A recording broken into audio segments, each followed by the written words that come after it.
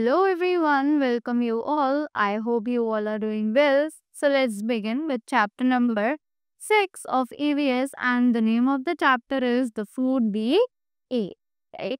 So जो भी खाना हम खाते हैं उसके बारे में हमें क्या क्या चीज़ें पता है, राइट? वो हम इस चैप्टर में जानेंगे कि वो कहाँ से आता है, क्या उसके अंदर न्यूट्रिएंट्स होते हैं, कौन कौन से टाइप्स के फूड होते हैं. So let's study and identify. In this chapter, you learn about types of food, their nutrients, preparation methods, and importance of protecting.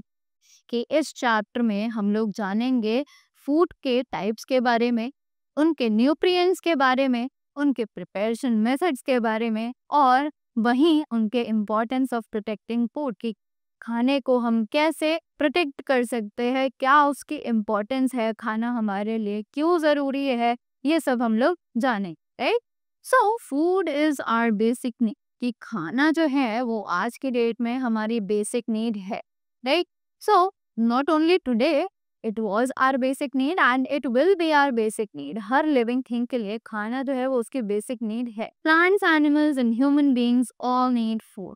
कि plants, animals, human beings सभी चीज़ों को जिंदा रहने के लिए खाना जो है वो चाहिए होता है. We need food to grow, to stay healthy and to get energy to work. कि हमें सबको फूड चाहिए ताकि हम बड़े हो सके, हम ग्रो कर सके, टू स्टे हेल्दी ताकि हम अपनी बॉडी को हेल्दी बनाए रख सके, और to get energy to work कि हमें काम करने के लिए जो ताकत है वो मिल जाए, right?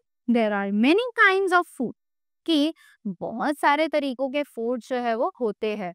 So each food is rich in some और द अदर न्यूट्रिएंट. कि हर खाना अलग अलग न्यूट्रिएंट में रिच होता है, यानी उसमें अलग अलग तरीके के विटामिन और मिनरल्स प्रेजेंट होते हैं. Like if I talk about milk and if I talk about egg, so milk has a good amount of calcium in it, right? Whereas if I compare it with eggs, so eggs have a good amount of protein present in them, right? So both these things are healthy, but they have different kind of nutrients or vitamins that are present in them. Some are rich in protein. We eat protein rich food to build our body. कि उन्हीं में से कुछ खाना ऐसा होता है जो कि प्रोटीन में बहुत ज़्यादा रिच होते हैं, उनमें प्रोटीन जो है वो भरपूर मात्रा में होता है. We eat protein rich food to build our body. कि हम लोग प्रोटीन रिच फूड को खाते हैं ताकि हम अपनी बॉडी को बिल्ड कर सकें.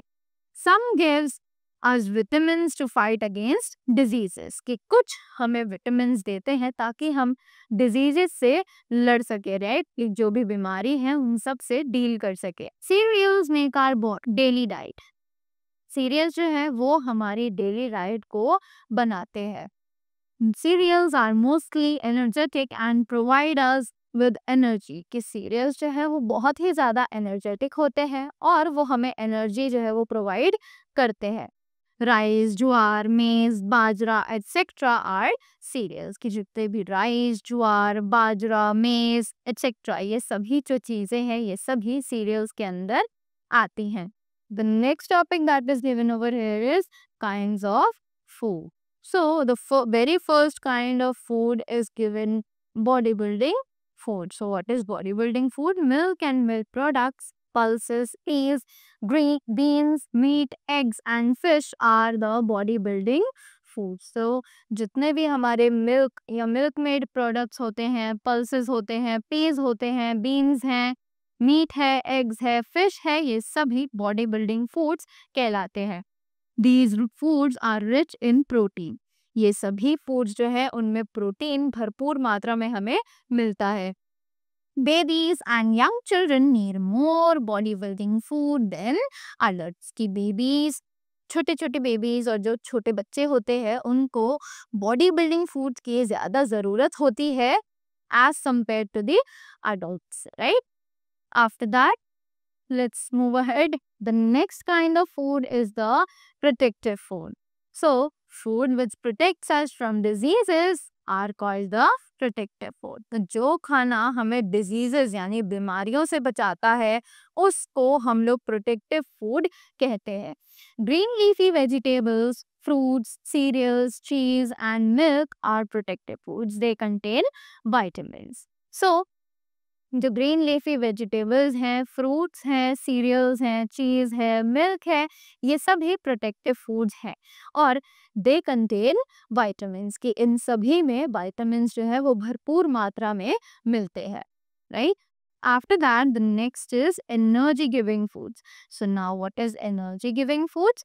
So cereals like wheat, bajra, rice, jowar and paddy provide us energy कि ये सभी खाने जो है ये हमें एनर्जी प्रोवाइड करते हैं so that we can perform our day to day activities, right? Butter, oil, ghee, sugar and potato are rich sources of energy. These are called energy giving food कि butter, oil, ghee, sugar, potato ये सभी rich sources of energy हैं. इनमें हमें energy भरपूर मात्रा में मिलती है और इन्हीं फूड्स को हम लोग एनर्जी गिविंग फूड्स के नाम से जानते हैं. The next is complete food. So milk is a complete food because it contains vitamins, proteins and minerals. कि milk जो है वो अपने आप में एक complete food है क्योंकि ये बहुत सारे चीज़ें contain करता है जैसे कि vitamins, proteins या फिर minerals. It is rich in calcium which makes our bones and teeth strong. कि ये बहुत ज़्यादा कैल्शियम जो है इसमें भरपूर मात्रा में मिलता है which makes our bones and teeth strong. जो भी हमारे टीथ को और हमारे बोन्स को बहुत ज़्यादा स्ट्रॉन्ग बनाता है. Milk products like butter, cheese and ghee are rich in fats. तो मिल्क प्रोडक्ट्स जो दूध से बनी चीज़ें होती हैं जैसे कि बटर, चीज, घी ये सभी रिच होते हैं फैट्स में. All these things contains fats.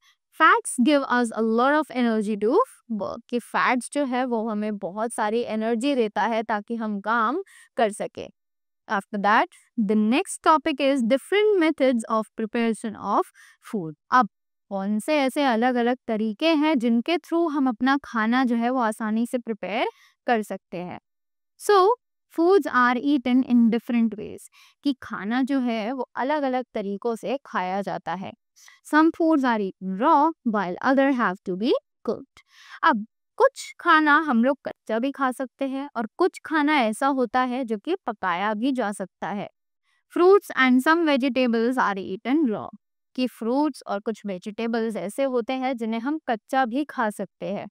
Raw vegetables have more vitamins than cooked ones. कि जो कच्ची vegetables हम लोग खाते हैं उनमें ज़्यादा vitamins होते हैं if we compare that raw vegetables to the cooked ones. जो हम पकाकर खाते हैं उनसे ज़्यादा vitamins raw vegetables में होते हैं.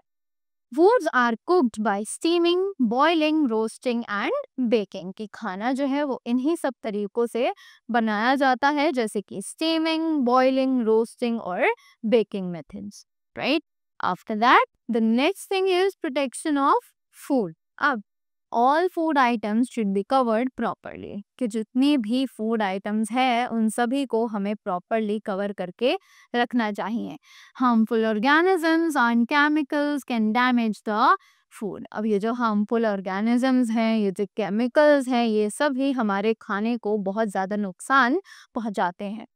Wash all fruits and vegetables properly before using them. तो हमें जितने भी वेजिटेबल्स और फ्रूट्स होते हैं उन सभी को यूज़ करने से पहले, पकाने से पहले उन्हें अच्छे से वॉश कर लेना चाहिए so that the germs and bacteria that is like over them that can be removed very easily, right? So this was all for this chapter.